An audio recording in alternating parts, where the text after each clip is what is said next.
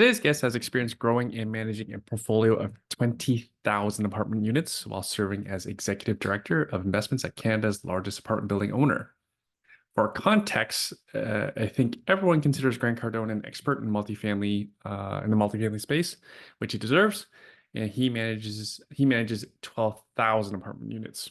Here, our guest today has 20,000 apartment units under his belt. Dimitri's area of focus, though, is not socialist Canada, but rather the landlord-friendly states of the USA. He's from Toronto, but his next investment will be hundreds of miles south of Canada, and Dimitri's going to explain why and what markets and property types he's targeting. You'll want to pay attention and take notes, as I don't know if there's any easier way to build a portfolio that will cash flow six figures, as that is my plan. All this and more on this week's Truth About Real Estate Investing show for Canadians.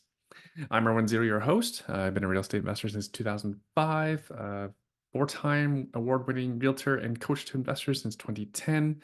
I've owned over 40 properties. My team and I have transacted on over $440 million worth of income properties, 350 past clients, including 45 self-made real estate millionaires.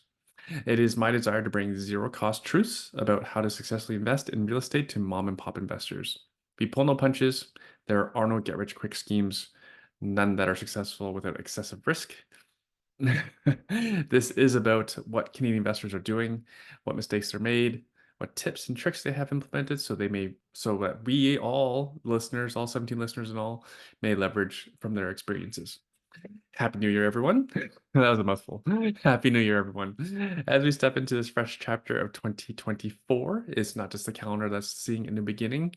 This time of year is especially important to me as my daughter celebrated her 10th birthday on January 1st. So, so on New Year's Eve, I don't come anywhere close to midnight because I need to get up early. I need to have my strength the next day because we need to celebrate. As January 1st is two special occasions, I decided to try a new recipe, crispy skin roasted pork, as that's what we Chinese do. That's what we do for celebrate special occasions, including New Year's, and it was delicious.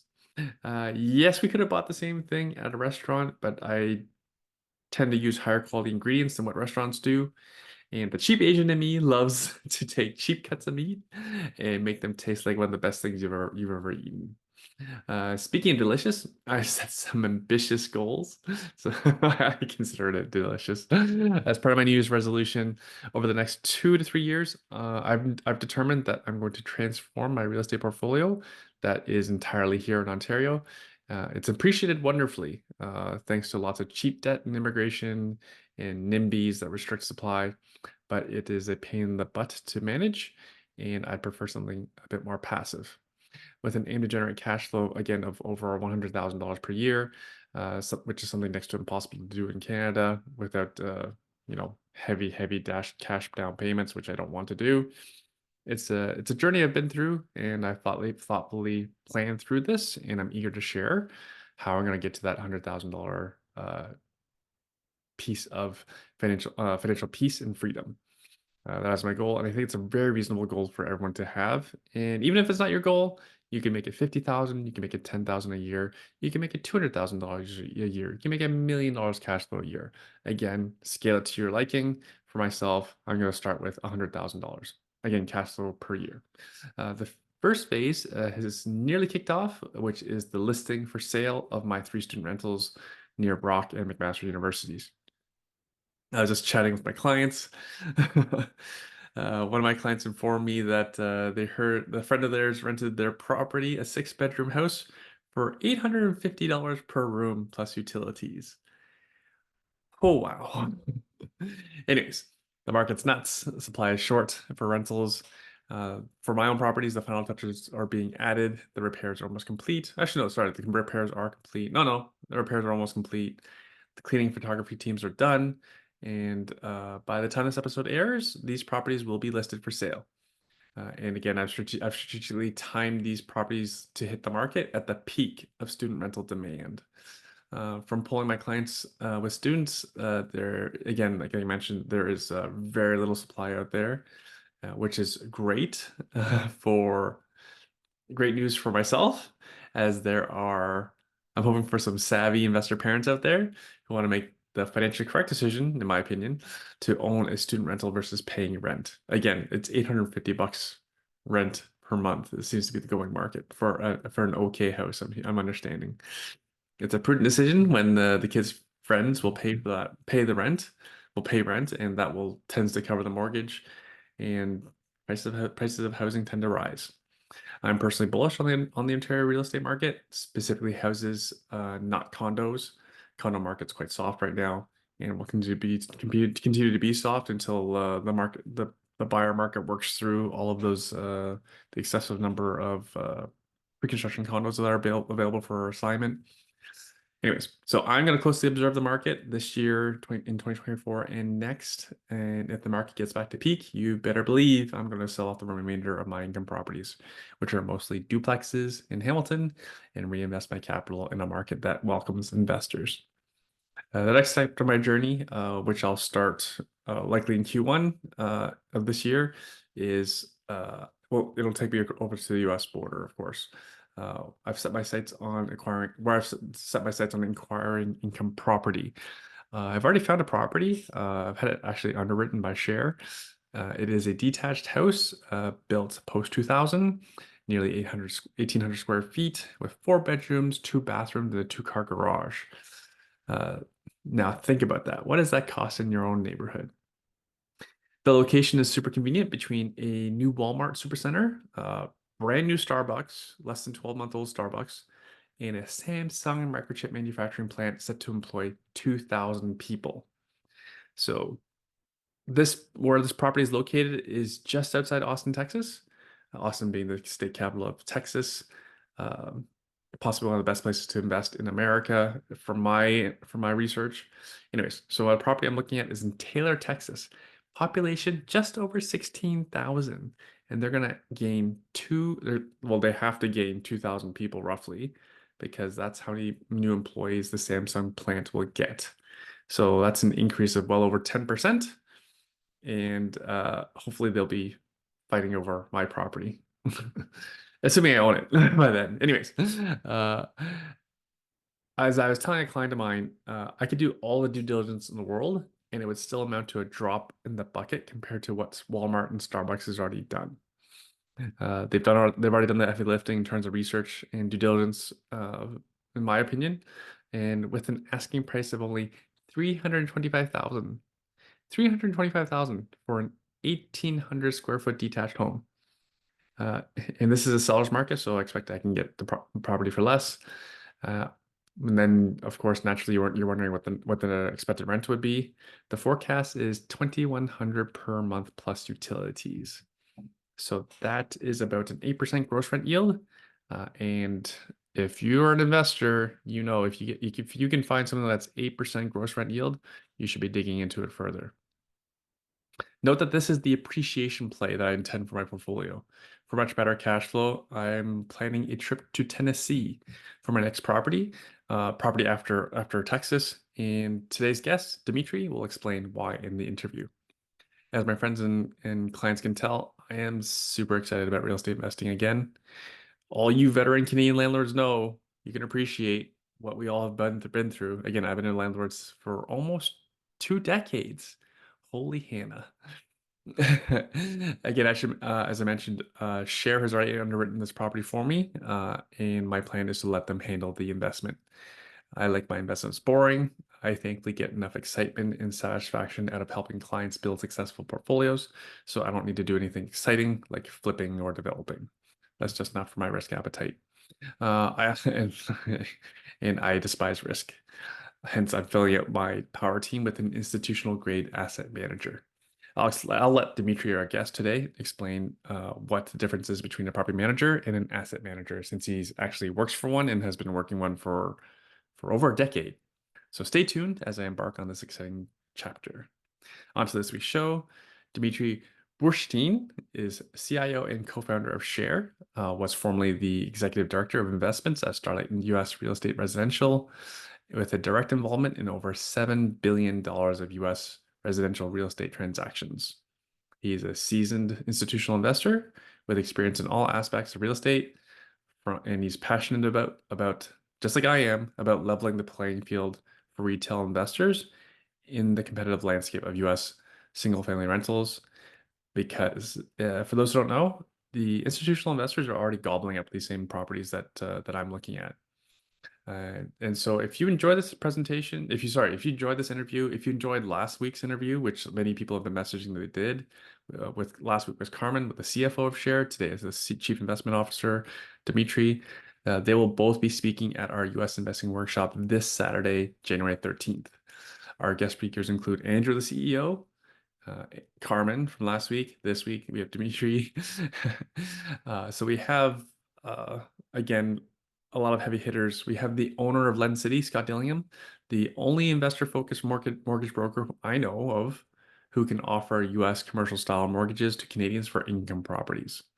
Note that commercial lending is better than residential mortgages.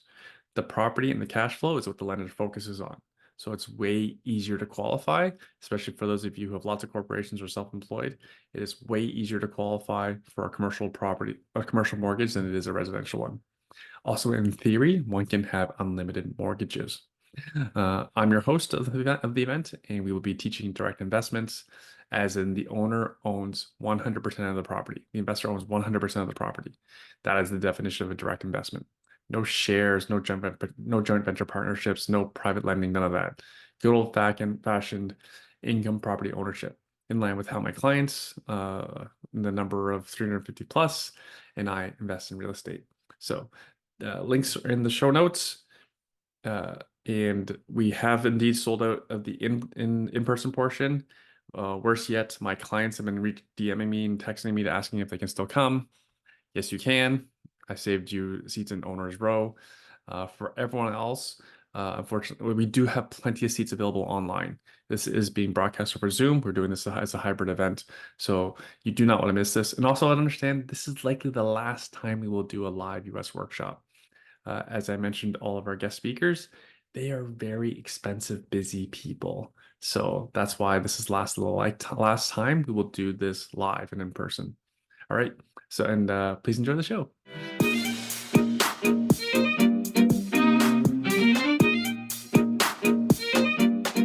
Hi, Dmitri. What's keeping you busy these days? Hey everyone. First and foremost, I'm very happy to be here. I'm really excited to be on your podcast. What's keeping me busy these days?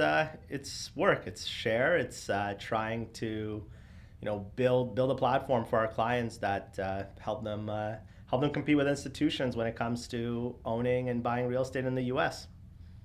So that's a mouthful. So I did ask you this question before we were recording. What advantages do the institutional investors have over the everyday mom and pop investor? I think first and foremost, economies of scale, buying power, expense management. A lot of those kind of allow them to operate things more efficiently, operate their assets, access to data to help, formulate their decision making. Those would be really kind of at the forefront of what their advantages are.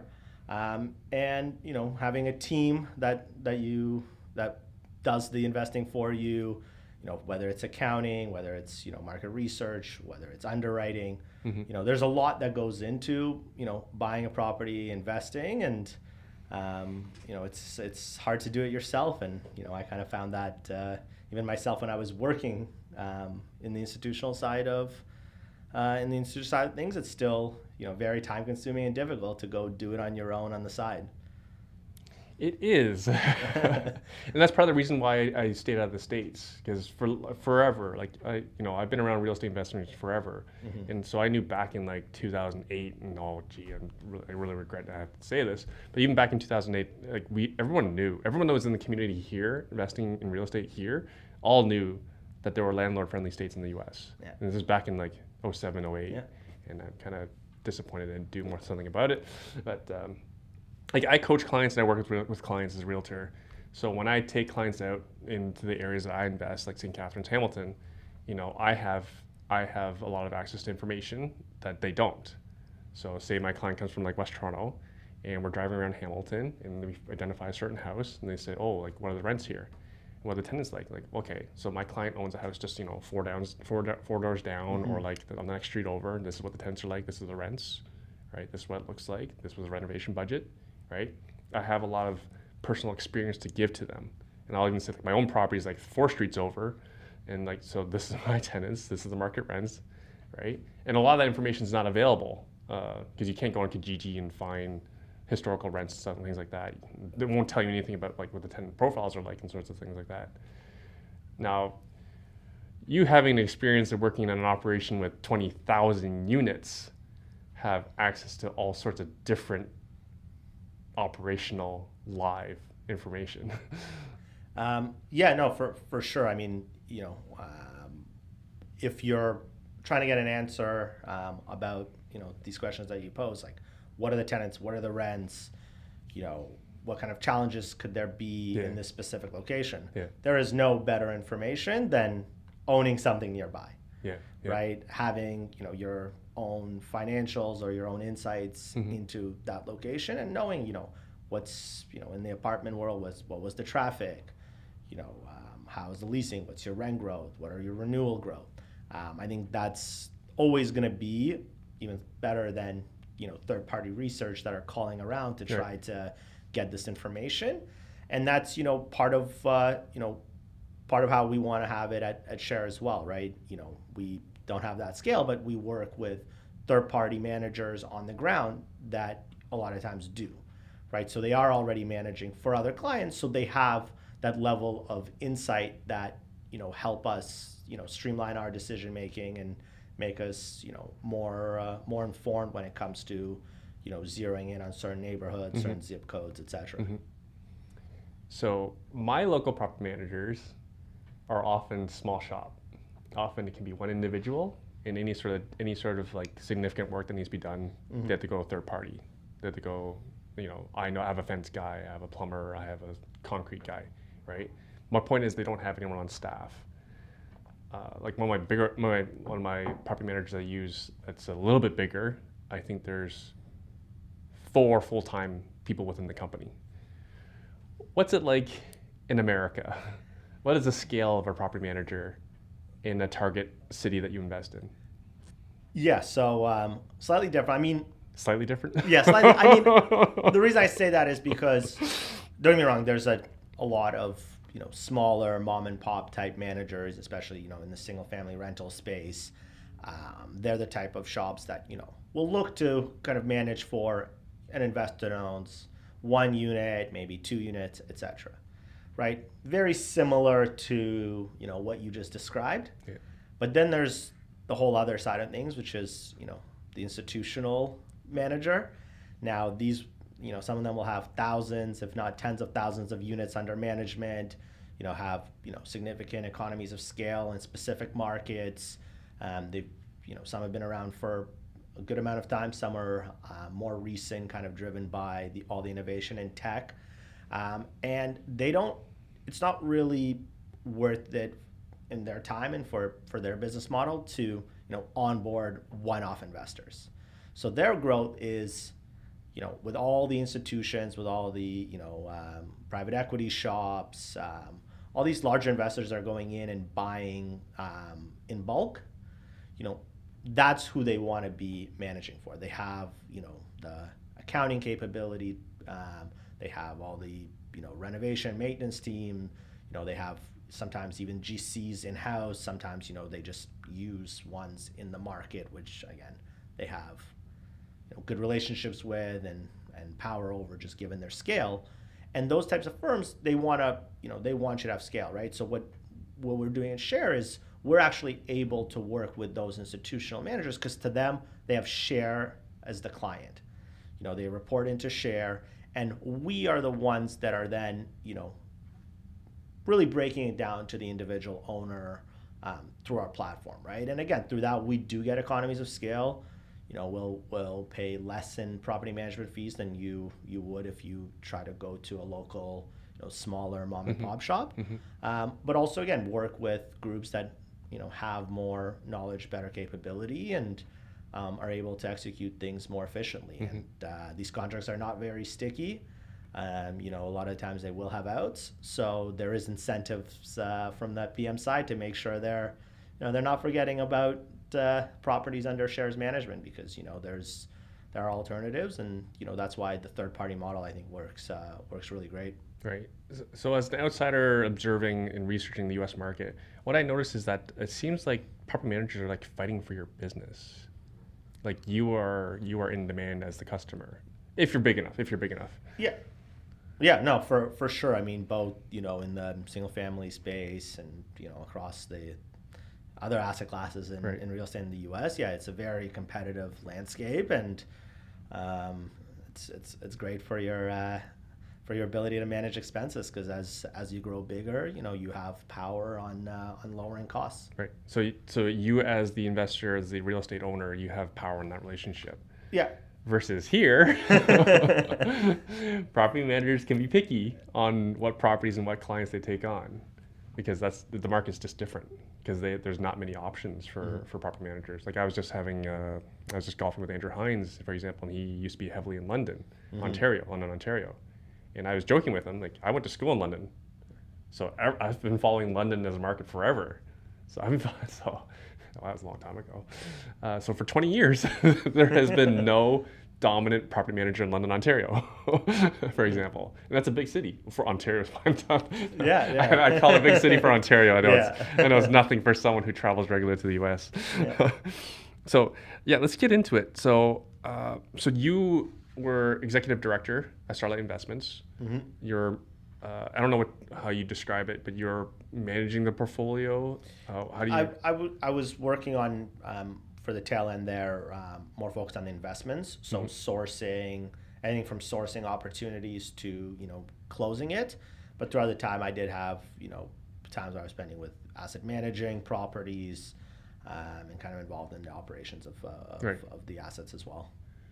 And then disposition? Did you Yeah. have much disposition? Like you're selling, Yeah, and we taking definitely profit? had dispositions along the way. I mean, you know, sometimes it would be M&A type transactions where you're selling Mergers a and full- acquisitions. Yeah, Sorry. mergers and acquisitions. Yeah. You know, selling kind of a portfolio or a full fund, but definitely one-off dispositions as well, and that would be kind of under my realm as well. Right. So I know from my own ignorance, I wasn't actually really familiar with what an asset manager does. Can you describe the difference between an asset manager and a property manager? Yeah, I mean, in a nutshell, the property manager, they deal with, you know, the day-to-day operations of the property, right? They, you know, they'll handle the leasing, they'll handle, you know, the repairs and maintenance, and, you know, their business model is, you know, try to keep their client happy, spend as little time as possible on, you know, their own costs and payroll to, you know, to manage these homes.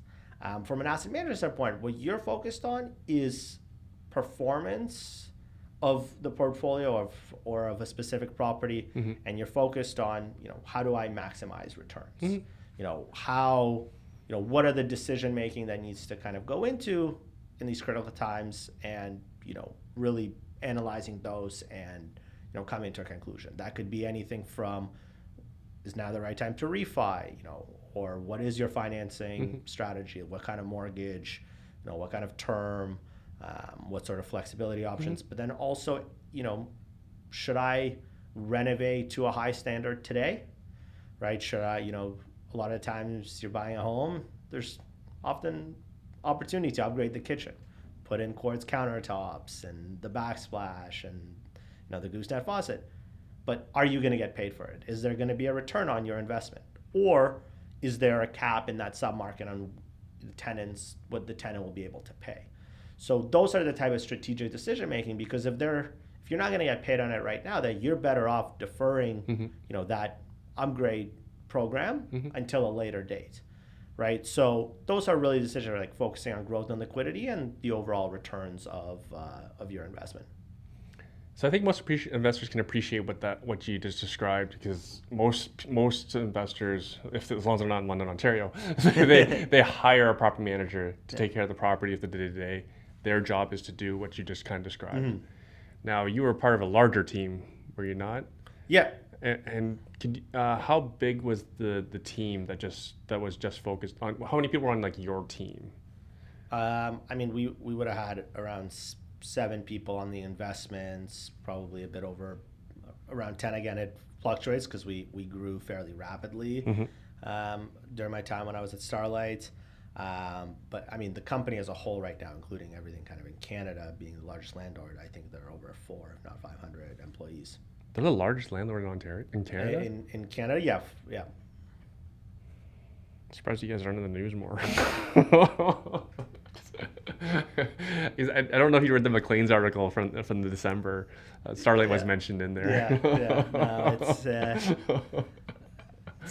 a tough business. Tough business. Tough business. But it's just you have exposure to that. Like, I don't know what you can share, but like tenant unrest is significant in Canada. Like I've never seen it this bad before. Like since like the McLean's article, for example, there's hundreds of tenants who are rent striking in downtown Toronto. Yeah. Right. Have you ever seen anything like that in the USA? No, I mean definitely not in the markets. We were investing, or where we're focused even right now. Again, there's a lot to be said about landlord friendly laws, but obviously that tenant feedback is coming from an overall state where they have things that they're unhappy about, right? Whether that's affordability, kind of really driving it, and I think it's there's a lot to be said on why that's an issue, and what can be done about it, and who's really at fault when you really understand. We're not getting to this on this show. Like I think everyone, my 17 listeners know I'm tapping out. I don't want to be involved with these issues anymore. Exactly, but I think those. But I think let me reframe the question is, in the areas that you target for investment in the U.S., what would happen if the tenant decided to rent strike? I mean, you would file an eviction, and probably within anywhere from 30 to 60 days, you would regain possession of the premises and go back to releasing. And a lot of the times. So sorry. So here in Canada, for example, like that's a long drawn out process. Yeah. Eventually, we get the sheriff to actually let the tenant know you need to move out and change. We're changing the locks, all sorts of things. Yeah. What's the process like? Because I know I'm going to be a remote investor. Yeah. I'm not going to be physically removing anyone. Yeah. Right. So what is? Yeah. So our property manager would kind of handle that, and we'd oversee it. But basically, if a tenant stops paying rent, you kind of give them notice and file an eviction, and usually you'll get your court hearing. Again, all of this will take anywhere from 30 to 60 days. Until it's basically a court order for the sheriffs to come and clear out your rental property, and you getting back possession, kind of release it to a better paying tenant, and try to pursue the uncollected amounts and damages from the evicted tenant. Now, again, I'm a bit ignorant on this. My understanding is that in the U.S. generally they don't, like here in Ontario, for example, and I believe BC as well, we have a separate, almost legal system specific to residential tenancy. Like it's not the same in the States, is it not? Like when you said you go to court or get a court order, that's regular court. I think it will vary a bit by jurisdiction in the market, but yeah, there's obviously a specific system for how you go about the process, but it's definitely not like it is in Canada in terms of how long it takes and how backed up it is, and the favorable terms that tenants get, even though they're not paying rent and are squatting, for lack of a better word. Yeah, because I come from a when I worked at IBM for 7 years, I was the business I worked in we were in risk management software. And and I don't know, it's just natural in my nature. I see risk everywhere, and so so where I'm coming from. Yeah. You stack an Ontario rental property against the stuff that you're targeting in the Sunbelt states, or even like Ohio, for example. Yeah. The risks are completely different. Yeah, it's and again, I think what you've seen over even the last 18, 24 months during this high interest rate environment is the resiliency of the asset class, right? You again compare it to other sectors of real estate, or even performance of other large companies, again, the resiliency has been at the forefront, and again, it's driven by the strong fundamentals in the space. Okay, I don't even know where to go. So again, I had to congratulate you on your English because from your bio that you sent me, you came to Canada at 10 years old. Can you talk to that? I know this wasn't an authorized question. Do you know why your family decided to move? Yeah, I mean, in short, I think it was just more opportunity and the stability that a country like Canada offers. For my parents, I've talked to my dad, who kind of was the driving force behind the decision about it. But kind of the end of the Soviet Union, and then the fall of the Soviet Union, and the turbulence and the uncertainties that you had, kind of drove them to Canada. I think they visited a friend kind of in the early 90s, and despite it being a massive snowstorm, decided that it's a good place to kind of relocate. And for having two young boys, again, Russia does have military service to a certain degree, so I think that stability is what drove the decision making. I think stability is like basically you're leaving a country whose economy and currency is failing. Yeah. At that time, it's hard to really kind of understand it, because thankfully you're we've young. never, well, young, and also thankfully we haven't faced that here. Yeah. So most people haven't. Yeah.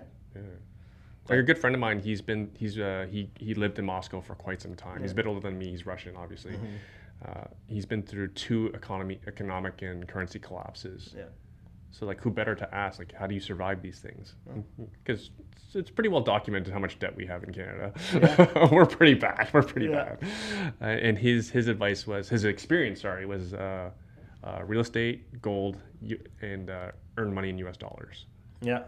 And so I've he's not my dad, but my point is that I kind of live by these things now. Yeah.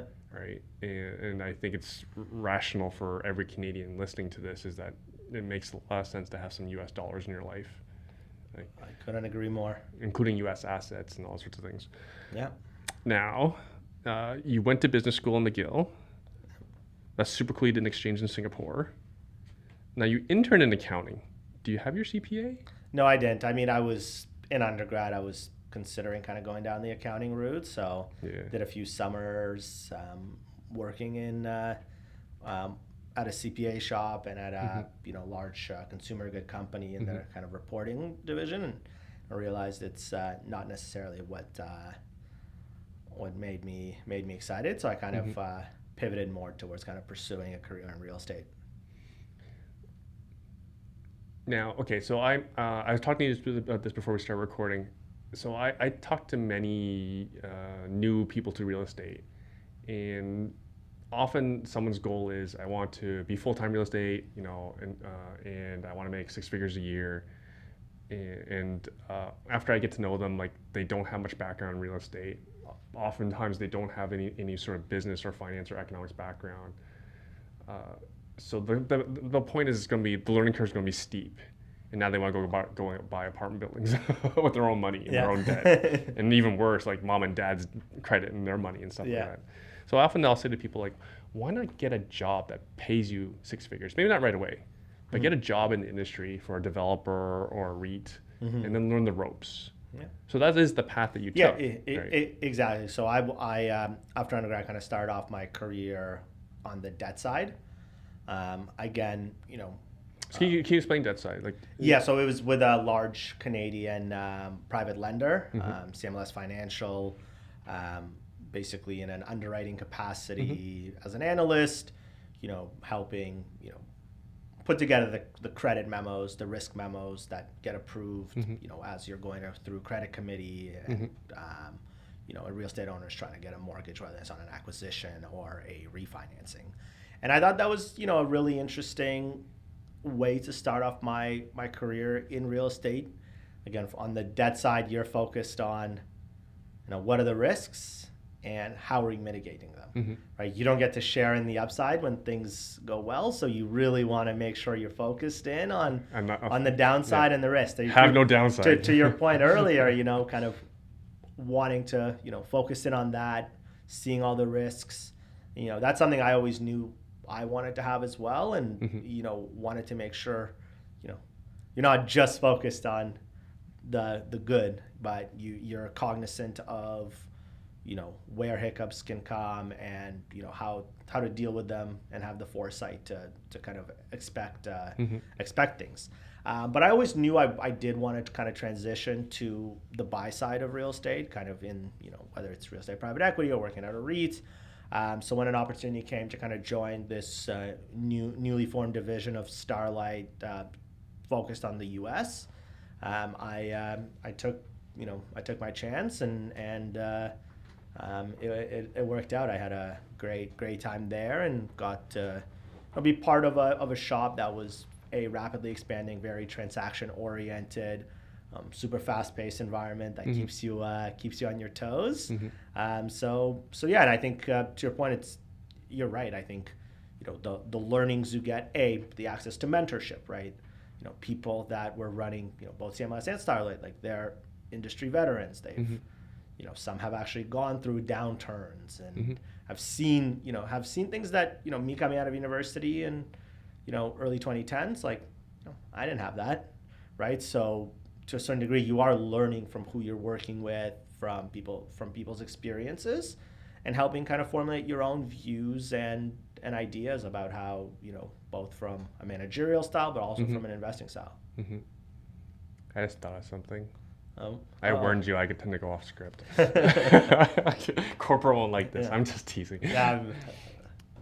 Because when I was on a call with you to determine my own buying preferences, again, thank you for that. I thought it was awesome, and I cannot believe you don't charge for it.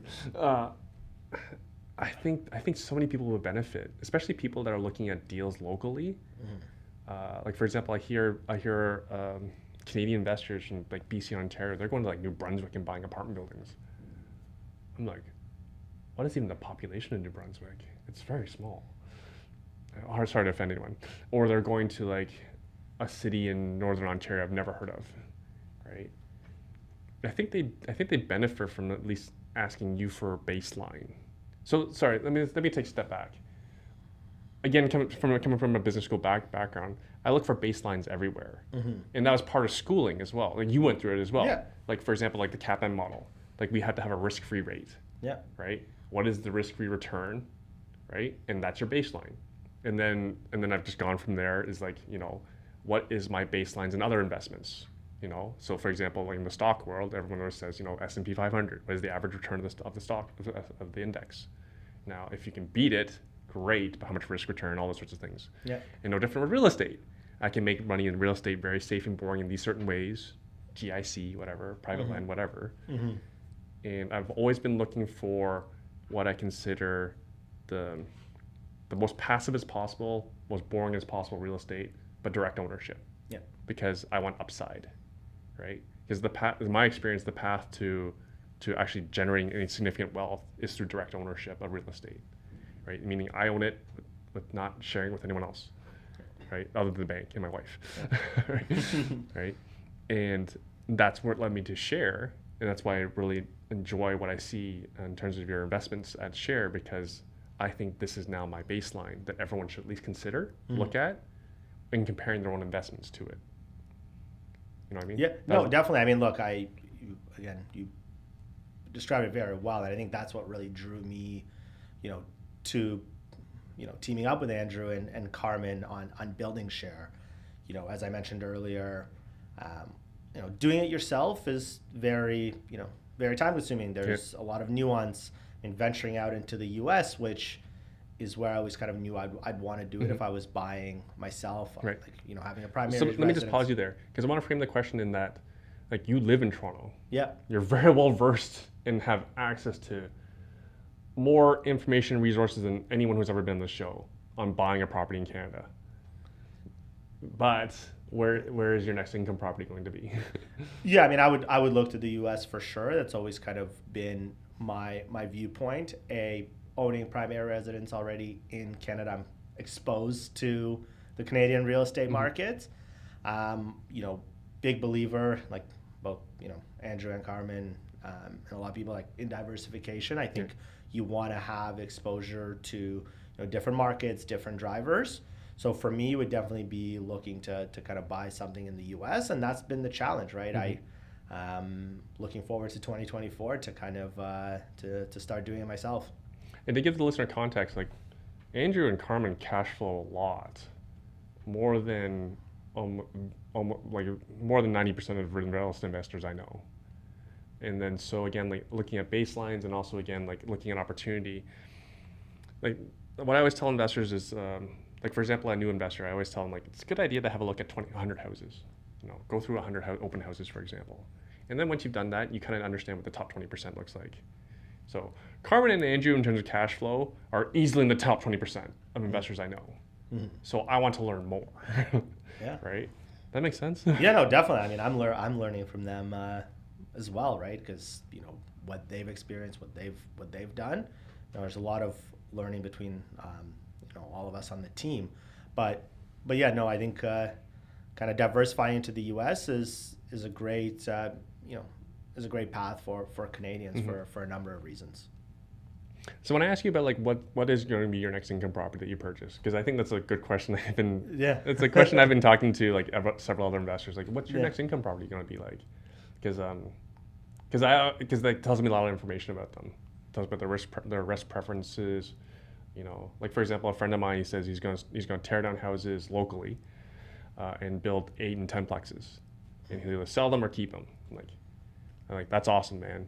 I couldn't do that. Yeah. I don't want any more long-term rental tenants in Ontario, right? And also development is not the easiest, right? So, what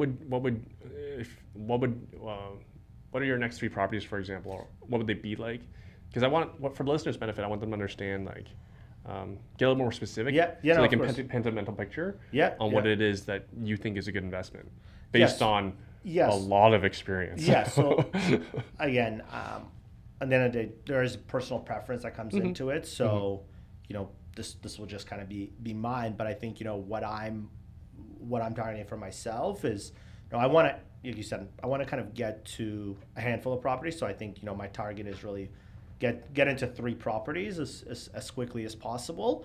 Just so, again, you know, different markets, have some diversification, no single tenant exposure, etc. You know, from my risk profile, you know, and kind of being my personal entry point to that direct investment, I want to start off with more of your lower risk type properties. So, you know, I'd probably target something, you know, in Austin, something in Atlanta, and something in Columbus is where I've kind of earmarked for myself. I think it gives you kind of a good diversifications of, you know, what's driving those markets and the general U.S. economy. And I want to look for, you know, the properties that are probably 2000s or newer. They don't as in the year built. Yeah, year in the 2000s. Yeah. So built after the year 2000. Yeah, like probably like less than 20 years old. You know, don't require a lot of work right now. You know, they're located, good access to schools. You know, but still have that relative affordability compared to, you know, some other markets in the U.S., right? So we track a lot of different data points and metrics for our clients, and obviously, you know, I look at those myself. But I think between like looking I just need to pause you right there. When you said you have access to several different sources of data, like you have access to way more information than any retail investor out there. Yeah, no, that's definitely the case. I mean, I think that's, you know, part of what we offer as the asset manager for our clients. But yeah, and as you know, as we look at through that data, you know, you see certain patterns, certain trends, and that helps you narrow down your focus. So, you know, to kind of wrap up what I was saying before is, you know, that newer profile, less capital work, because I think I'd want to try to time it for myself where the renovations and that upgrade, I'm going to try to line that up with when I want to do refinancing when the interest rate environment improves, right? So as I go to look to up finance, there's probably opportunities to do the renovation there and maximize your rents, because there is some strong headwind when it comes to rent growth in the single family space in the years to come. Could you talk to a little bit about what is the economic environment in the areas that you target for investment, like right now, and where's it going? Because again, you have more access to more information than most people do. So when people ask me my opinion, like again, each market's quite different. Like Columbus is very different than Austin, Texas. for sure, but that is why you want to build a portfolio, right? You want to have access to both, because in certain years, with certain job announcements, you never really know what might kind of have a short period of time with outsized growth. That's why you diversify, so you get exposure to the different drivers. In terms of what's happening, I mean, it's been obviously an interesting time for real estate investments. There's no hiding behind the impact that the rising interest rates have had. I think the single family space has been super resilient. You've seen kind of prices hold firm, partly driven by people are locked into long-term mortgages and 30-year, right? Yeah, 30-year. They're not really looking to sell, so there's lower inventory. And while there is more capital on the sidelines, and probably less deals being done than in the peaks of 21 and early 2022, it's the assets perform well, so that capital will return, and as the interest rates drop, as kind of a lot of things kind of normalize, the general fundamentals aren't going away. The how like the discount to renting versus home ownership, the job growth, the resilient economy, and access to, like you said, the U.S. dollar and U.S. assets, which is always going to be a draw for investors, both retail and institutional. So I've been geeking out on this stuff for quite a while. Ever since I started my journey down this rabbit hole of U.S. investing, and just trying to get a better understanding of the U.S. economy. For those who don't know, like for example, the USA is by far and away the #1 economy in the world. Like it's a very big gap between them and the Chinese, and I'm not as convinced China can overtake them. I don't know. Even if they do, it doesn't matter. Like it's still gonna be a great place to invest. I think partly because of the financial crisis of 07, 2010, they've had their correction. So and I think it's part of it, I'm guessing it's part of it, that they have way less debt than we do, right? If for Canada, for example, and Pierre Poilievre has made it much more apparent in today's conversation, is if you add our federal and provincial debt in Canada, I think we're like the 3rd highest debt to GDP in like the world, at least among the developing countries. I'll pull up the graph and I'll share it another time. And then when you add our consumer debt is among the highest in the world on a GDP basis. And at the same time, our GDP per capita is falling. We're going to fall to the bottom of the G7 probably within a few years, right? So like, and again, at the same time, the Americans, like they're investing, I think it's like $7 trillion in bringing manufacturing back to America. Like, and then on the Canadian story, like I think we have 2 major manufacturing stories, one in St. Thomas, one in Windsor, right? So that'll be like around 6,000, 8,000 jobs can be in the 2 of them. Now that's a drop in the bucket compared to what the Americans are doing. Yeah, I mean it's a different scale of a market as well. So what are you seeing in terms of the difference between, like, let's start with the macro level. What's the macro argument why you want to invest in the U.S.? I mean, I think, again, it's the stability behind it, right? Again, the U.S. dollar is still the reserve currency. That isn't changing anytime soon.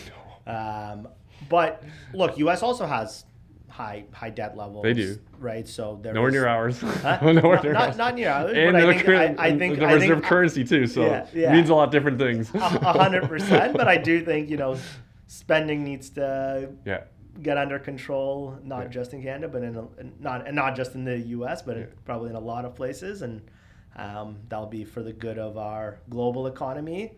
To your point on China, again, China is facing some negative demographic headwinds, right? With an aging population, we see what's happening in their real estate. The birth rate's cratered, unemployment's high. Right, so again, which is not the same as the U.S. because their birth rate is actually very healthy. Yeah. And their employment is quite good. Oh, yeah, 100%. So, I think a lot of those factors aren't really challenging U.S. as kind of the the number one economy, and again, when you look specifically to single family rentals, and there's a lot of talk about different innovation, different like AI taking away some, but people are going to need a place to live, right? The beauty of residential real estate is we're going to need a roof over our heads when we're sleeping, and these markets that are more affordable, that have the landlord friendly laws, they're driving employment growth, and they're getting people to move there because they have a better quality of life, whether it's climate, costs, etc. So looking at those macro trends and factoring in that it's in the US, it's safe, we've seen some of the resiliency even over the last 2 years.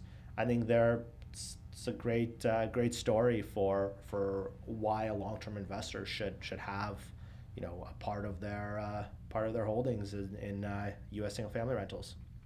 So tell me more about what U.S. single-family rentals mean to you. Like, are you going to Airbnb them? Are you going to put in a basement suite? No. So I mean, it'd be more kind of a traditional long-term tenant. I mean, you always explore opportunities if there is for an additional unit, but it's not nearly like it is in Canada, because you're able to a lot of time just cash flow them without any of that, and there is a strong demand preference from the renter for having the space, not having the noise you have in apartments.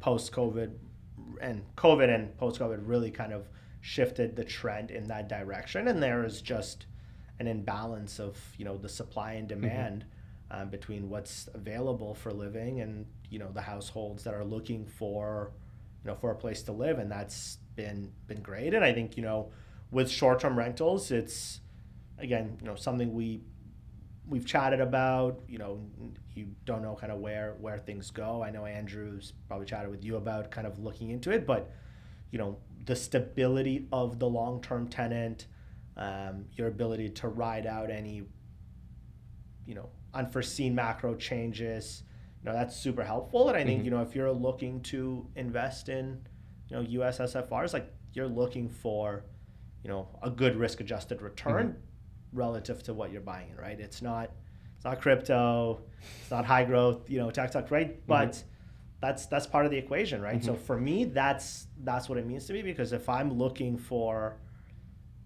that risk, I'm going to go to something else, right? For me, SFR means something stable, something predictable, something SFR, single family rental. Yeah, single family rental, and yeah, so growing that portfolios allows you to kind of better plan for the future and really grow your wealth and take advantage of a lot of tax incentives that come along with it. And what attracts me about this model as well is that again, I mentioned earlier that pretty much every investor that comes to me, their goal is generate 6 figures of cash flow a year. And to me, buying single family homes under an asset management model where you don't have to share any of the profits or equity with anyone else, to me is the easiest way to get there. Like easy in terms of like it's scalable, financing available, and I can do it remotely and not really have to worry about it too much. Well, that was the gap that existed, and that's what we're trying to kind of address with Share, right? Building that portfolio, retaining control, retaining the ownership, having the upside, having decision-making control on when you refi, when you sell, right? Like having that ability to know it's your investment, and ultimately, like we're suggesting what you should do, but you get to decide it, right? And the gap that existed was, how do I do that efficiently, not just where I live? Because I'm it as kind of locally, but if I wanted to buy an investment property, a few years ago, my options were very much so like Canada. I have friends that are realtors. I know, know the trades, know everything, but how do I go to the US? How do I choose between the different markets? And that's or even what choose really, a realtor. That's what really attracted me. And I saw, and that's kind of when I was talking with Andrew and Carmen, kind of more in an advisory capacity early on, when it was still like kind of a fractional idea. That's what really drew me, because then this direct, like with the change to kind of streamlining direct ownership, you're leveling the playing field for retail investors that doesn't exist today, right? Because, the big institutional asset managers, right? They'll have funds with, high net worth individuals as investors. They'll also have funds, with the big institutions, pension funds, insurance companies. Even in those, you see the difference in controls that, the pension funds and the big LPs, limited partners on those investments would have versus, fractional or owners of, a share from the retail side and those funds. But also the control, right? And the control and the fee structure, right?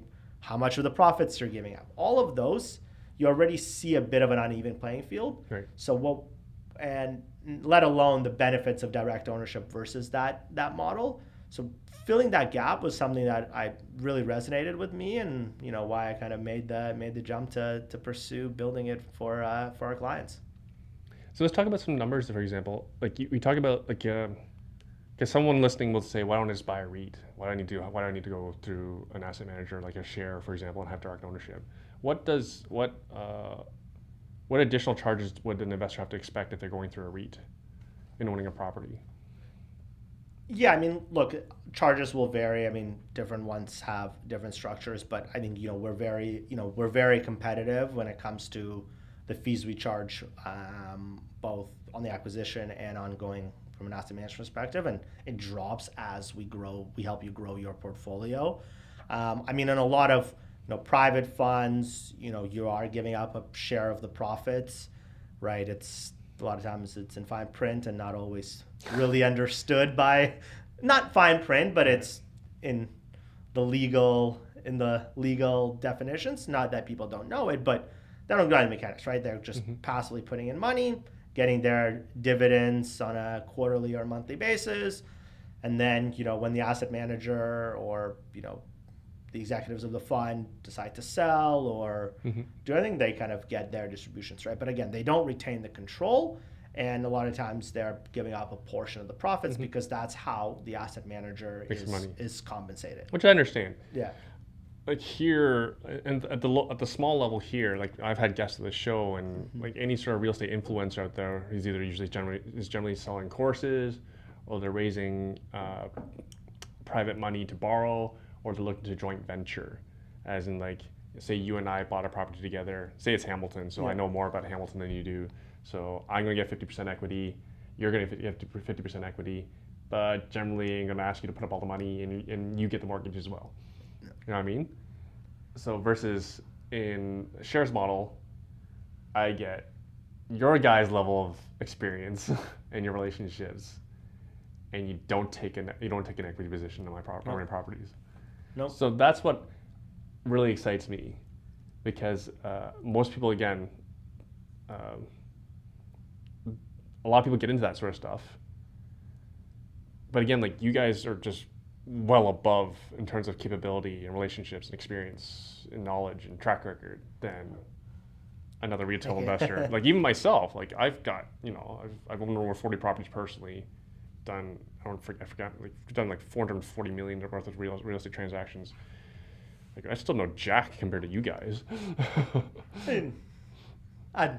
You're being modest, but yeah. So take me through an example. So like you mentioned Austin, so I'm going to selfishly ask about Austin just because I'm going to be going down there. What is it you're looking for in terms of a property? Like try to paint us a picture. Like is it a detached? Is it a triplex? What is it? Yeah, detached single family home. Typically, it's in the suburbs of these major cities. Again, me personally, for myself, I'm looking for something right now that doesn't probably require the heavy renovations, but has the potential for the value add in a few years' time, where you can lift rents. I'm again focusing on neighborhoods that have good accessibility to employment, good schools. But again, it really depends on what is the capital you're looking to invest in, and what's your risk tolerance within the space, right? Obviously, Austin is a more expensive, lower yielding market. More expensive, sure. More expensive relative to whether it's Atlanta or per se even Dallas, right? Yeah. Oh, sorry. Let me just get the listeners some context. A friend of mine sent me a house because a friend of mine was looking at waterfront houses in Austin. Yeah. So he sent me a listing and it was like, "Oh, this house is gorgeous. 2,600 square foot for I think it had a huge lot, yeah. like at least half an acre, backed onto the river. It looked like a very nice cottage, 4 bedroom, 3 full bath. Yep.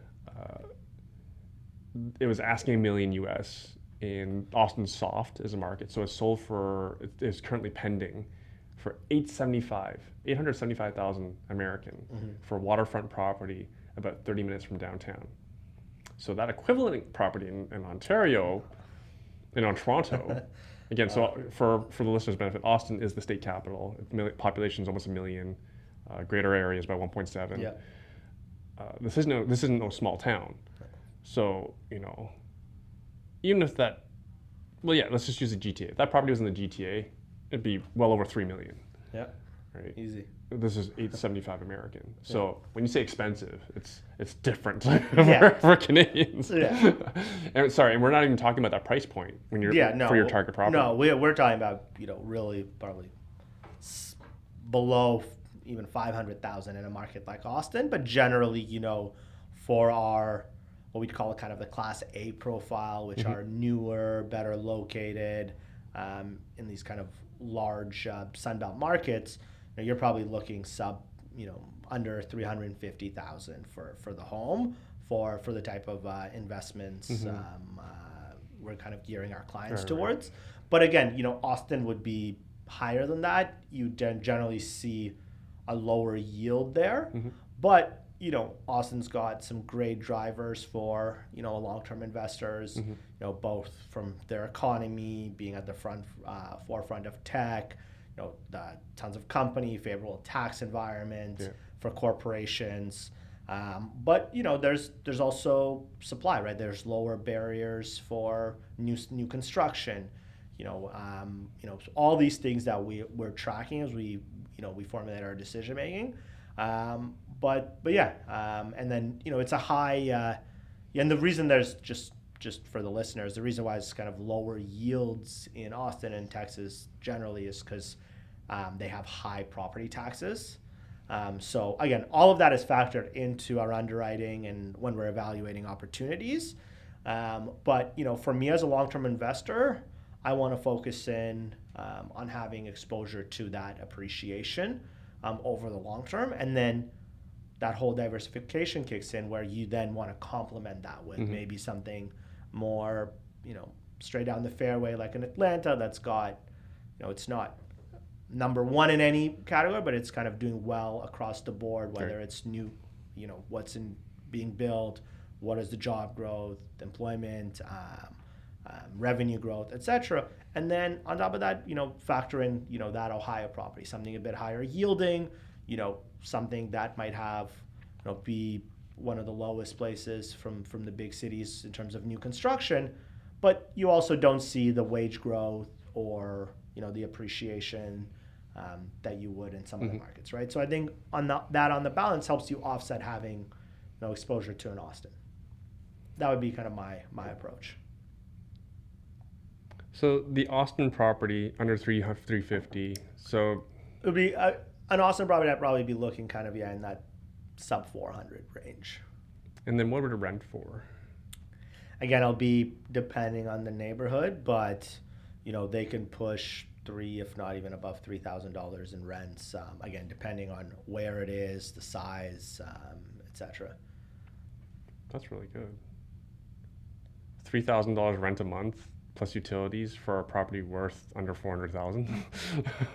Yeah. Again, at certain neighborhoods, but yeah, I mean, mid 2000s. If you even go kind of to some of the B class type of neighborhoods within Austin, I think it's very doable. So to give you context, like for folks who've been around as long as I have, like, you know, I've been investing since '05. So even like 10, 12 years ago, it was any time, like we were all buying houses for like 200 grand detached. How it could be in Hamilton, it could be Oshawa, it could be Cambridge, Ontario, it could be Barrie.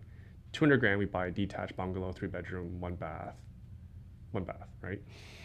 And then that would rent for about 12 or 1300.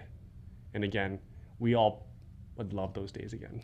You know, right? So even use 1300 as because 1300 plus utilities. So 1300 is about 15,600 per year. So your gross rent yield is about, so your annual rent divided by the value of the house is almost 8%, right? So you can still find 8%. Yeah. And boring, and using what I consider a boring investment model, like as in it's simple, it's safe. There's no flipping here. There's no massive renovations. Yeah, exactly. Because, you know, we've had conversations about, you know about the extent of renovations we Canadians do. Yeah. Right? We do basement suites, yeah, 160,000. Yeah, dwelling. Garden suites for 300,000. You know, like even a garage renovation suite that's 120, 130,000. You know, months of renovations, permits, all sorts of things. Versus you can just walk into something. Yeah, and I mean, you know, you'll always have a little bit of money you want to put into it. You know. Yeah, how much you're talking about though? A couple $1,000s minimum, right. But that's in renovations, you mean? In renovation, but it's a lot of it is like, you know, smart appliance, like smart locks, smart thermostats, just things that streamline management. Mm-hmm. But yeah, I mean, even, you know, sometimes you'll go in, maybe do new flooring. But yeah, you're keeping things to kind of, you know, 10,000 on those homes pretty easily. And now there's always opportunities where you can go spend the 30, the 50, the 70,000 and really kind of bring the property to a completely different standard. Mm-hmm. But again, we evaluate each opportunity kind of on its own when we get granular into it to mm-hmm. see if the timing is right and if there's a return on investment to do that. And so Austin, you're looking for like a 7-8 gross rent yield. I mean, again, that could be a bit, yeah. I mean, in an optimistic scenario, for sure. I mean, I think there's definitely those opportunities that come by. And we have to talk. Yeah, yeah. But yeah, the price points, like again, you know, to your point, like somewhere in Austin, like there's a wide range to where the price points are. Right? Oh, of course. And where you're. I was talking about 875 backing on the water. That's not what we're looking for investment. Exactly, exactly. And you're not going to get that type of yield. No, rental yield on those. And I also bring this up because, folks are willing to welcome to challenge me. In my observation of how investors are doing right now, like our local investment community, generally the folks who've been around since prior to 2007, are faring way better than any investors come in the last 5 years or so. Right, and I've mentioned this forever, is that if you're going to hire someone like a realtor or hire a coach or you're going to like an investment partner who's going to is the expert in the deal, mm-hmm. they got to have at least 10 years experience, right? And so that's why I say, like, if I talk to an investor who's been investing in Ontario somewhere 10 years ago, then they would go gaga over these numbers, versus someone who's been consuming social media content over the last 5 years is thinking, I got an Airbnb, I got a basement suite, I got a garden suite. But I can just walk into a single family, spend less than 10K in renovations, and I can gross rent yield 7 to 8%, which is what we were doing 10, 12 years ago here. But again, the job story is way better there. And before we're recording, I was talking about, I think we all appreciate AI is going to be mm-hmm. Very important to the future. And a large component to AI is computing power, which means microchips. So then how do you invest in AI? I have friends at Microsoft, so they're like, we missed the boat on NVIDIA and AMD. So, but again, I come from a real estate context, how do I have an AI play in real estate as an investor, which drew me to following the microchip manufacturing story in the States, which led me to Austin, which led me to Taylor, Texas, which is a suburb of Austin, which is where Samsung is building their microchip manufacturing plant, which will have like 2,000 to 4,000 jobs. It's one of those numbers, between 2,000 and 4,000 new jobs. And so when people talk to me like, isn't like, aren't all like, whatever, they pull some headline from, like about the U.S. economy and like, what about this? What about this? What about this? Like, aren't you worried about the housing market? Like, you know, I'm gonna have a house within a 10-minute drive of 2,000 to 4,000 people moving into the town who are making six figures as a job.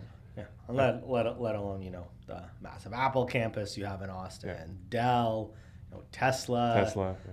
There's the job story there has been great, and the quality of life is really attractive to renters. But yeah, no, I think I mentioned I was looking at a deal in back in my old life on the institutional side. It was a new construction deal, and I think I was touring it. It was on the market right before Samsung came to look to potentially just buy it, just to house all the people working on building that plant. So it's always funny to see kind of that trend. You know, as the big relocations get announced and a lot of these jobs come, you know, it really does help the real estate industry. And I definitely agree with you that, you know, you want to be tracking that and looking for that and having some foresights into like where, you know, what is going to be kind of that next growth cycle. And this is a wonderful analogy of the ability of a retail investor versus an institutional investor. I'm doing this from my computer. You've actually been to all these places numerous times and been inside buildings numerous times in all of these target cities for investment. I've had to upgrade my iCloud on my iPhone many times based on all the photos I have saved from touring properties. Right. So again, like, this is the difference between what we're capable of as a retail investor versus the resources and experience that you have. So I jokingly told you, and I'm honored and humbled when people ask, like, Erwin, where are you going to buy in the States? I'm like, I'm going to go ask Dmitri what I should be buying. And to be fair, like, I had the same conversation with my clients. If you're from Toronto, you're not from Hamilton, you're not from St. Catharines, you know, it doesn't service my client to ask them what they want to buy. And like, I'll tell them, like, this is where we make the most money. What option within it would you like? Right. So it's kind of like we're in your sandbox now. Yeah. And again, I mean, I think that's you're definitely spot on. Again, there is a personal side to it where, you know, you want to be investing in something you're comfortable with. You know, you understand. You know, with our clients, you know, we spend you've seen it yourself, like a good amount of time kind of explaining things, you know, getting on the same page, really understanding what it is that fits best as, you know, your specific buy box. Like, what is the criteria that you're looking for? But it's, you know, it's a, you know your customer kind of approach where we zero in on like what fits best. And, you know, there are people that have their own views on a market. You can have that, right? They might have some, they may have lived there before. It's that you can come to us with, I get that. You can come to us, hey, I want to focus in here specifically. But there's a lot of definitely investors that have a general idea but are more market agnostic and you know, rely on share as their asset manager to kind of, you know, guide them into where the opportunity is, you know, looking best based on an actual review of numbers, based on, you know, discussing the assumptions with the stakeholders, you know, the PM, getting everyone on the same side, you know, understanding what's gonna, you know, what are the costs gonna be, you know, specific to that property. So I think that helps you make the decision. That's the awesome thing about being able to talk to you, because it was your idea that I have, because again, I was picking your brain about my travel plans to Austin, and then you suggested why not look at the suburbs in the corridor between San Antonio and Austin. I'm like, that makes a ton of sense, because San Antonio is also probably one of the best places to invest in Texas. Yeah. I mean, it's one of the four kind of major markets in Texas, and you know, I think, you know, from an investment standpoint, I definitely think that's a great area. I do, don't get me wrong, I love North Austin.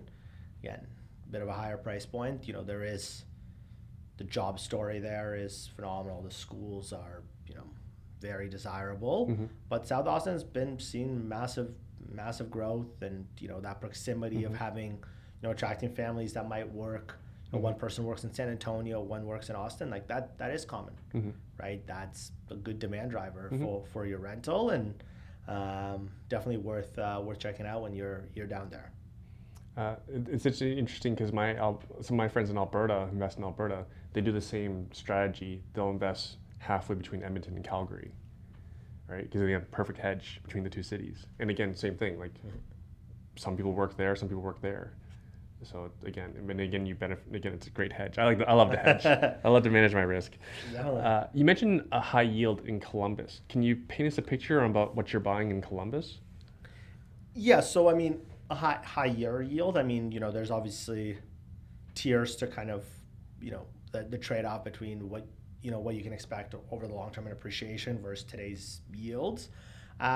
In Columbus, like, you know, I'm probably, you know, trying to compensate for, you know, some of my, you know, what would be in my portfolio that's a bit lower yielding like Austin, and I'm looking still probably sticking to a very similar type of property. I mean, it's harder to find. There's less in terms of newer construction, but maybe it's already been renovated by a previous owner. Again, somewhere where I'm not going in and spending a ton of rehab dollars day one.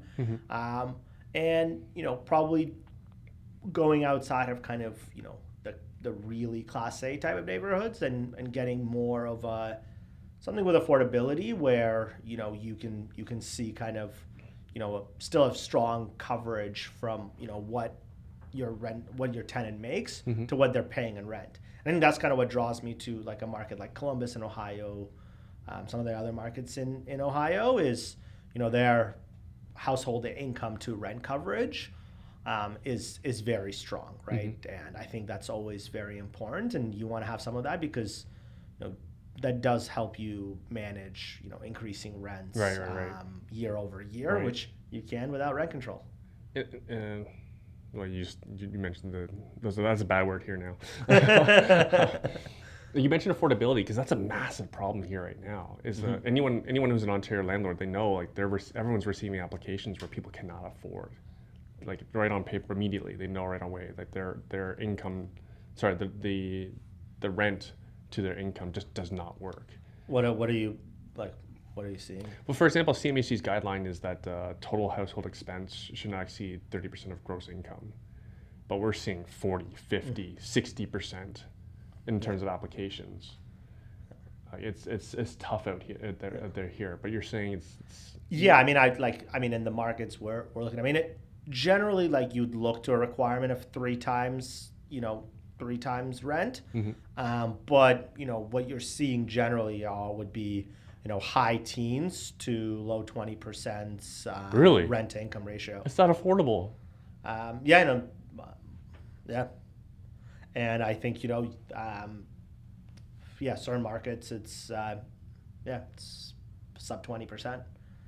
Again, you know, household income, and you know, these people they have, you know, they're not going to move out because you're increasing rents by $100. So Ron Butler, who's a pretty big influencer these days on social media, especially Twitter. He's a mortgage guy, and what's interesting about him is like he's so successful, and he's old, and he cares. He just says whatever he wants. So when he was on the show, he said, I asked him like, "What's your advice to young people?" His advice was, "Go work for a major multinational that has headquarters in the U.S. and find your way there." Because I forget the name of the company. He said. It might have been like Procter & Gamble, like wherever their head office is. He's like, you can get like a 3,000 square foot there, and you can be making great money through. Let's use Procter & Gamble as an example. You make great money at Procter & Gamble, and you'll have a 3,000 square foot house for like 500,000, right? You can actually live a really good life, affordability wise. Yep. And that's kind of been what I've been telling young people these days as well. Yeah.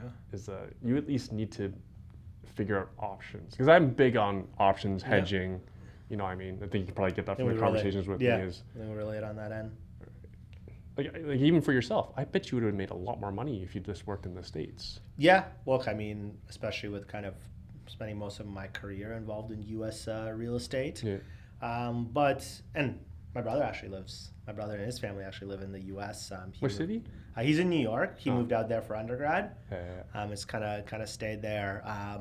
But yeah, look, I've explored the U.S. It's partly why, you know, if I want to be buying in the U.S., I'm looking at some of the markets I want to live in. I mean, Austin would kind of be at that forefront. I think for me, Great it's lifestyle. always I think for Warm. me in the U.S., if I was to move there, it'd really be between Austin and Denver. Would kind of be the two cities I'd want to live in personally. But yeah, look, I mean, I think my opportunities would have been great in the U.S., but you know, there's also things that tie you down and, you know, keep you in Toronto. And, you know, part of that is, you know, the sacrifice my family made to get us here, and, you know, being close, helping out my grandparents and getting all the wisdom that they pass on while they're still with us. So that's what's kept me, and I'm happy about it. But I do, you know, traveling helps mitigate and helps you form your opinion on where what may come next. Now let's come back to the Columbus example. Like, what kind of price points are we looking at? What kind of range? Again, I mean, I think, you know, with those type of opportunities, we're probably looking in that I'd be probably looking at that kind of $200,000 to $300,000 range. Now, Columbus, within Ohio, it's kind of more of on the premium end of the market, right? Like you can kind of dip. Well, there's ghettos over there. I think most Canadians know who visited Ohio. Yeah, there's ghettos all over Ohio. Yeah, if you go to kind of like Cleveland, but yeah, I think it's just, you know, some interesting trends and some interesting data points there that. Well, they get in the Intel plant. That's massive. Yeah. I think that's like 2, 3, 4,000 new jobs. The medical industry is doing very well there. Yeah. I believe the tech industry is doing well too. Yeah. You know, there's definitely, you know, always kind of looking at markets. I think, you know, we want to kind of expand where we're really, where we're really focused, where we're seeing our deal flow. I mean, it's already pretty extensive, but, you know, zeroing in on markets, making sure we kind of know, you know, that the experts as well that we can, you know, rely and discuss, you know, the micro locations, right? Because, you know, your first view is you're looking at things a little bit more of a high level, you know, whether it's pictures of the listings, you know, general review of the area. But then during due diligence, like we're making sure someone's out there. We're zeroing in on the micro location, and you know, that doesn't mean we're going to move ahead with every deal we get under contract for our clients. And I think that's, you know, that's important, because that's not, you know, that's where we're aligned with our clients, and I think that's always important to mention. Right, because you guys don't really make money on the first deal. How you make money is if the client buys numerous properties. Exactly, and builds that portfolio and unlocks, you know, the true fruits of the asset class. Yeah, and I have lots of questions still. What is the rent? What would the rent range be for your Columbus property that's $200,000 to $300,000? Yeah, I mean, I think for Columbus, I'm trying to think of some recent deals. I look at so many of them, so I don't want to misspeak, but I think I've definitely kind of seen some things that kind of renting in the, you know, a bit north of like $1,500, $1,600 US. Now, again, area dependent, you know, as we look at some of these older, you know, more inferior located properties, you know, your rents can be as low as, you know, low 100, low 1000s. But there are definitely opportunities where, and, you know, tenants that can't afford, you know, even pushing, you know, closer to 2,000 if it's a larger property. Again, per square foot sometimes will be more indicative in terms of rents, because properties, even a 3-bedroom, can vary in size dramatically. But yeah, that's some of the stuff I've seen there recently. Yeah, because we buy 3-bedrooms here in Hamilton for like 600 square feet and pay $700,000 for it. So let's work with an even number. A house that rents in Columbus, Ohio for $1,500. What should I expect to pay for the house? Yeah, I think, you know, in that $300,000 range would probably be very, very realistic for that. That's kind of pricey. I'd rather be in Austin than anything.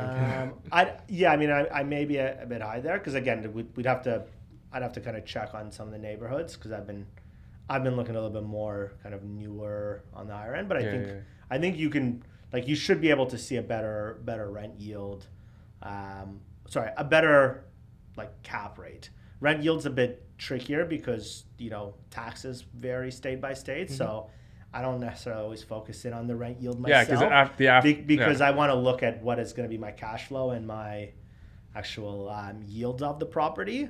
But yeah, no, I mean, I definitely kind of think, with 300,000, you definitely probably push probably low on that $1,500 estimate for Columbus. That's a good point. And I know you've had these challenges in working with Canadians. Is like everyone has their own way of doing cash flow analysis and writing their own pro formas. Most people don't even have pro formas. You saw that one I sent you from a realtor.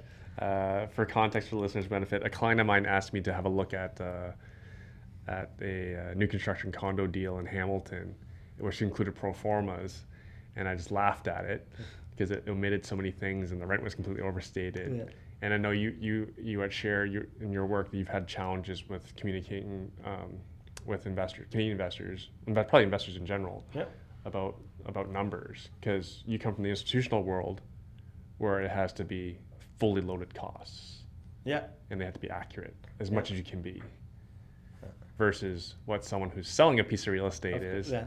And that's in all spaces of selling real estate. Yeah, it's the same. It's the same institutionally, right? Like your brokers putting together their projections for your year ones will differ greatly from what the buyer thinks their year one numbers are going to look like. Yeah. So and not just to paint anyone, but in general. It's how it should be.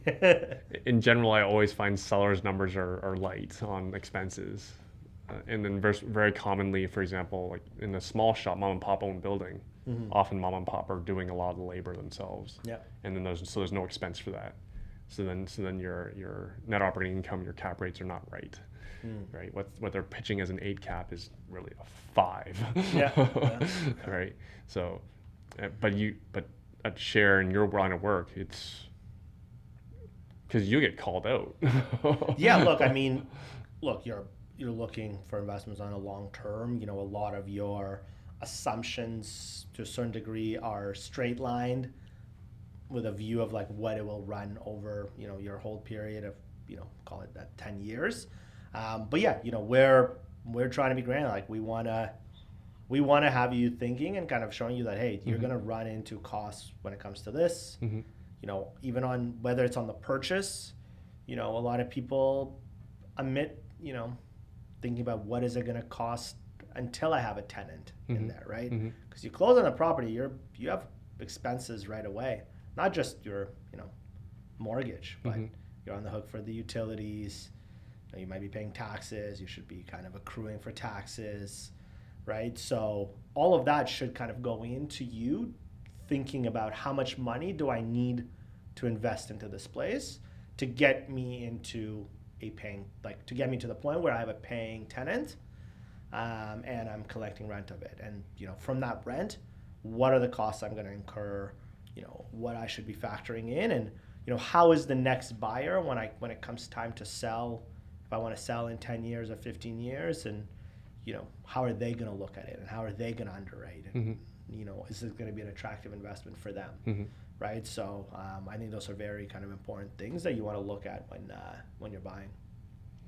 So for anyone, we're running out of time, and Dmitri, thank you for making the trip out. It's been great. I'm glad you enjoy it, because I could keep you for another 7 hours if you'd like to, because I have way more questions, and I'm sure the listener has way more questions too. Where I'm trying to go to is that so we have a workshop January 13th, Saturday, January 13th. You're going to be there. You're going to be sharing your part of your experience on we're going to be going through some concrete examples. I think that's part of it. Yeah. Yeah. Awesome. Because everyone wants more numbers. So thank you for doing this. Anything else we should share? Anything I didn't ask you about you want to cover? No, I mean, I think we've covered a pretty extensive amount of stuff. Again, I think, what's always kind of important for me, and you've asked me this question before, is, and really to summarize some of what we talked about, is like what do we recommend for landlords. And again, I can't stress enough like that you want to aim to kind of build a portfolio, have it be diversified between the different markets, between the type of properties, within your portfolio. Again, I think having someone kind of be a partner for when it comes to asset management is just been a gap for retail investors, and retaining that control, but having someone focused on strategy, rents, tracking the data, I think is super helpful to kind of eliminate some of the risks that you would kind of have doing it yourself. And a lot of times the PM, that's not what they're focused on. I've had conversations with property managers that want to work with us because they're like, they might have retail clients. They're like, they're asking me these things, but that's not what I'm paid for. Yeah. Right. And that's an important thing to remember. And then I do think, and if we've had this conversation, you and I, but setting a goal, right? Like what am I trying to get to? Is it $100,000 in 10 years? Is it in cash flow a year? Yeah. In cash flow. Right. And figuring out like, what do I need to do to get there? Right. What does that mean in terms of how many properties I should be buying in the next 3-4 years? What am I doing with the CapEx, et cetera? Formulating that plan, I think, is always great, and kind of working backwards from it to try to, to understand. And that's what, the session that you were referencing that we're going to be doing, like that's, some of the stuff we want to touch on to kind of help people get a better understanding of what these, long-term goals look like when you break it down to the next few years. Because I think everyone should at least gun for $100,000 in cash flow a year, and then you've helped me model that for myself.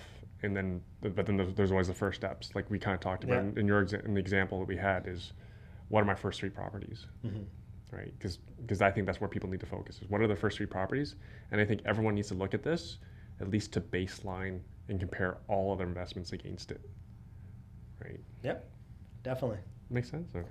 And you're talking about risk, so I can't let you go without asking. You call it climate risk. What? Yeah. What is it? I have a bias because, again, I have friends who've been hurt by hurricanes in Florida, specifically Florida. So again, I have bias, I have emotion. That's in the headlines, it's all over the news. What is it from an institutional investor standpoint? Yeah, look, I mean, I think the cost for insurance, especially when it comes to Florida, has seen crazy increases over the last few years, and even again this year. But for us, the climate risk is when you're paying a lot more for insurance because the insurer knows they will probably incur losses on your property. And 2, when you don't have visibility into like what those costs are going to be in the future, right? Like you want to try to formulate an opinion of like, I'm going to be raising rents, my expenses are going to go up, but you want to be able to control that, right? Insurance is, I don't have any control over what my insurance is going to be like next year. That's, driven to me by, the insurers and the reinsurers and everyone kind of involved in that industry. And that's specific to a certain area. That's not happening in other places of the country. Well, exactly, right? But the amount of insurance is going up somewhat nationally, but it's really going up in the areas that have high climate risk because, insurers are getting tired of taking the losses on, billions and billions of dollars due to, climate related events that, have caused significant damage, and, Florida being kind of the driver behind it. And even us on our master policy, like we have a pretty cool like master policy for our clients. So if anything's managed under share, like we have a master agreement with an insurer that's able to provide our individual landlords their standalone policy, the same coverage they would get themselves, but at a cheaper cost because they're spreading the risk over a diversified portfolio where share has an interest in as the asset manager. So basically, a retail investor gets to pay wholesale prices. Yes, exactly. For insurance, exactly. for property management, but yeah. Exactly. So on the insurance side, like, right, like we pretty much were flat across the board in terms of our rates everywhere, except for Florida.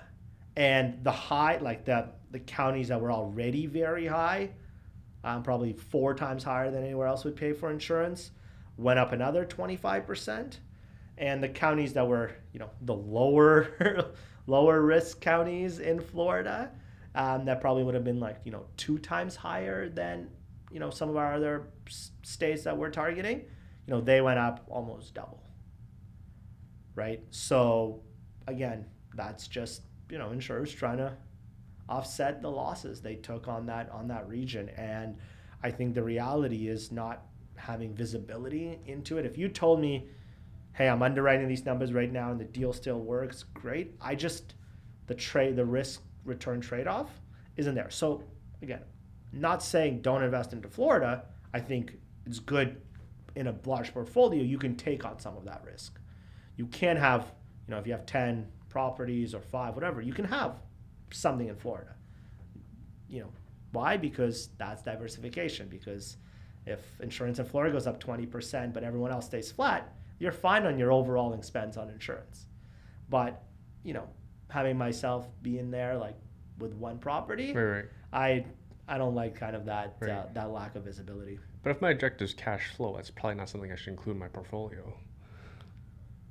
Yeah, I mean, in terms of like when you say like, But just think of a financial advisor advising you on stocks. We got this one where we know the dividend's gonna get worse. yeah, but look, I mean, to compensate for that, Florida does have other great, factors for why it's performed well and why people are investing there to a certain degree and why people are moving there. Yeah. Right, but I think you can still kind of cash flow there, and you can go to areas of Florida where climate risk isn't necessarily Right. elevated, but you're suffering because other parts of the states. Yeah.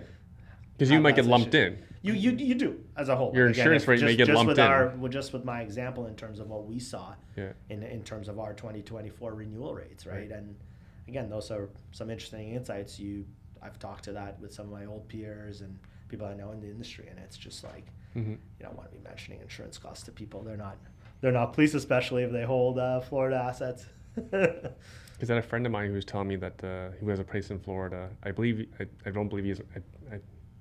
I believe he owns a free and clear, so he can have these. He can consider these things, but he's considering self-insuring. Yeah, that's what like it's. You laugh, but that's what institutions are doing now. Oh my God! How do you justify? How do you have that conversation with your investors? I mean, how do you have that conversation with your lender? You're at the show the funds then. Yeah. I mean, it's interesting. I mean, I wasn't doing that, so I probably have to pick some people's brains a little bit more, and we can kind of revisit that. But so, good Lord, they're going to have to basically have a reserve fund to cover repair costs related to climate risk. In simple terms, yeah. But I mean, it's just the costs are. I mean, well, the cost, but sometimes like even finding someone to do it, right? Like those are the negative headwinds that are kind of like facing that in those areas. And again, for residential, it's probably a bit better still than for. Dude, this is like self-insuring your health care, right? Like for any pet owner already does this basically. Like you can't. It's my understanding is pet insurance is extraordinarily expensive, so people self-insure. So basically, you pay out of pocket. Yeah. Right. And it's gonna be, and so like nobody likes doing that. Now imagine that for a property. Yeah. Self-insure, as in basically pay out of pocket for damages. Yeah. Good Lord. Again, I don't like risk. So again, I have my biases around risk, so this is not. That's where the personal preference really comes in, right? I think that's great. I mean, it's. But important. you're not. Are you? How many clients are you advising to go to Florida? No, I mean we're not, right? I mean, unless someone's coming to us with Florida being their mandate. Yeah. But if someone's looking to buy a portfolio and they want some exposure to Florida, like I'm not I'm not pushing them away from it, because I do think there are rationales for that. But no, we're not really pushing people to Florida, because most people will share your views. Crazy. All right, Dmitri, thanks again for doing this. Yeah, no, it's my pleasure. I'm love listening to podcasts, so it's nice to kind of get to be on the other side. Thank you for watching. If you want to learn how to invest in real estate from scratch, my team teaches beginners how to use the #1 investment strategy that I personally use in a virtual free training class every month. Go to investortraining.ca/YouTube to register for our next class. The link is also in the description as well. I publish at least 2 to 3 videos a week here, so subscribe if you want to keep learning from seasoned investors like myself and my guests. And if you're just starting out, feel free to ask questions and comment below, and I do the best to answer each of those comments and questions myself. Again, if you're ready to learn the nitty-gritty about real estate investing from a professional investor, register for our next virtual class. That's at investortraining.ca/YouTube. Thanks again for watching.